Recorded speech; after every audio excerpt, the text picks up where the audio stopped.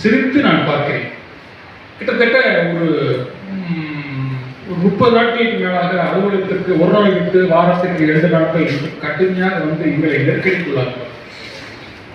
அந்த மேசையில் முழுக்க அந்தியாவது காகிதங்களாக பரவி எந்த பக்கத்தை அவர் என்ன செய்யறாரு எங்களுக்கு மார்க் பண்ணி விட்டு போயிருந்தோம். அதை திருத்தம் செய்வது வேற ஒரு ஆட்களாக இருப்பாரு. அந்த திருத்தத்தை என்ன திருத்தம் செஞ்சிருக்காருன்னு தெரிஞ்சுக்கிறதுக்காகவே நாங்கள் திரும்ப வேலை பார்ப்போம். மொழி ஒரு சரளமான மொழி.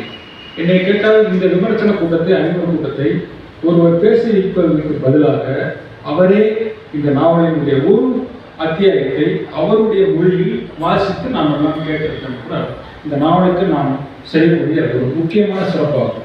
அவ்வளவு அவர் பேசுவது போலவே இருக்கும். என்னுடைய அனுபவத்தை நான் சொல்கிறேன். இந்த நாவலை நீங்கள் ஒன்றின் சொல்லி அப்படிங்கிற ஒரு வார்த்தை இருக்கு. அதாவது இன்ட்ரெஸ்டோட இன்வால்மெண்டோட நீங்கள் படிக்க ஆரம்பித்தீர்கள் என்றால் மழை பெய்யும் உங்கள் பக்கத்தில் உட்கார்ந்து உங்கள் காலுக்கு பக்கத்தில் பேசுவது போலவே தோன்றும். காட்சி அளிக்கும், கேட்கும்.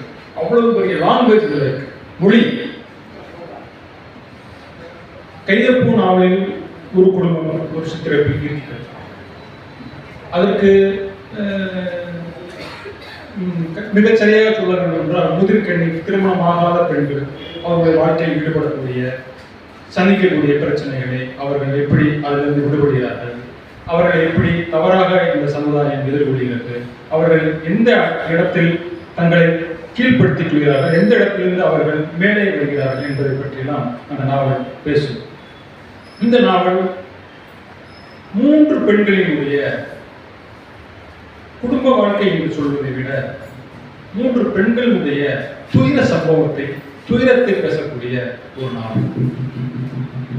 பவுளி என்கின்ற ஒரு பெண், அவள் வளர்க்கக்கூடிய 5 பெண்களில் ஒருத்தியான ஓமனாள் என்கின்ற பெண், இந்த இருவருக்கும் மிக நெருக்கமாக இருக்கக்கூடிய தங்கம் என்கின்ற பெண், இந்த 3 பெண்களுடைய வாழ்க்கை தான் இந்த நாவல். 200 பக்கத்துக்குள் எவ்வளவு கச்சிதமாக, எவ்வளவு சுருக்கமாக, எவ்வளவு தெளிவாக சொல்ல முடியுமோ அவ்வளவு தெளிவாக சொல்லியிருக்கிறேன்.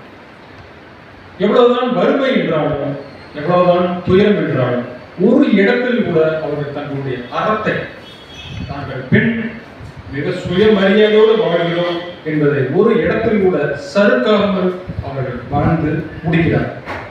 ஒரு 2 உதாரணங்கள் சொல்லலாம். ஒவ்வொரு பெண்ணுக்குமே 2 உதாரணங்கள் சொல்லலாம். முதலில் ஒன்று சொல்கிறேன். ஓமனாள் என்கின்ற பெண், அவள் வேலை செய்கின்ற இடத்தில் ஒரு சம்பவம் நடக்கிறது.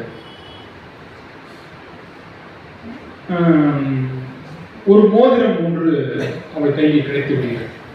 அவளுக்கு கிட்டத்தட்ட ஆயிரக்கணக்கில் பணம் தேவைப்படுகிறது. அந்த நேரத்தில் 2 பெண் குழந்தைகள் வளர்க்கிறார்கள்.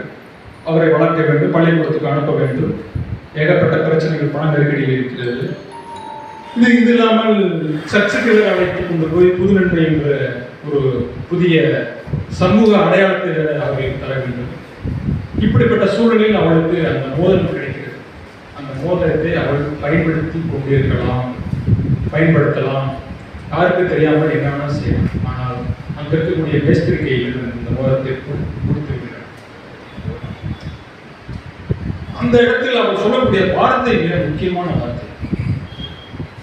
எனக்கு என் அம்மா அப்பா இப்படிப்பட்ட வாழ்க்கையை சொல்லித்தரவில்லை, இந்த சமூகம் இப்படிப்பட்ட வாழ்க்கையை, அதாவது திருடி பிழைக்கிற வாழ்க்கையை சொல்லித்தரவில்லை, எனக்கு இந்த அண்டியாரிஸ் இப்படிப்பட்ட ஒரு வாழ்க்கையை சொல்லி கொடுத்து நேர்மையாக வாழ வேண்டும் என்று சொல்லிக் கொடுத்து என்று அவர் சொல்லுவார். இது முக்கியமானது. 2 பேர் பேசியதுக்கு முன்னால் ஒருவர் சொன்னார், அண்டியாரிஸ் வாழ்க்கை பல பெண்களுடைய வாழ்க்கையை மாற்றி அமைத்திருக்கிறது, பல திருத்தங்கள் செய்திருக்கிறது என்று சொன்னார். அதை நான் இப்பொழுதுதான் இந்த இடத்துல இருந்தால் நான் அதை கன்ஃபர்மேஷன் செய்திருக்கிறேன். 2வது முக்கியமான எவ்வளவு தைரியமான ஒரு பெண் ஓமனாள் பெண். இந்த நாளுடைய முடியும் இடத்தில்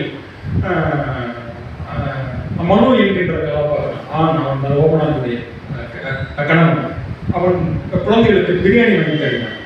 அந்த பிரியாணியை ஒரு அம்மா பெற்ற பிள்ளையை சாப்பிட வேண்டும் என்றுதான், ஆனால் ஓமனாள் சாப்பிடக்கூடாது என்று சொன்னார்.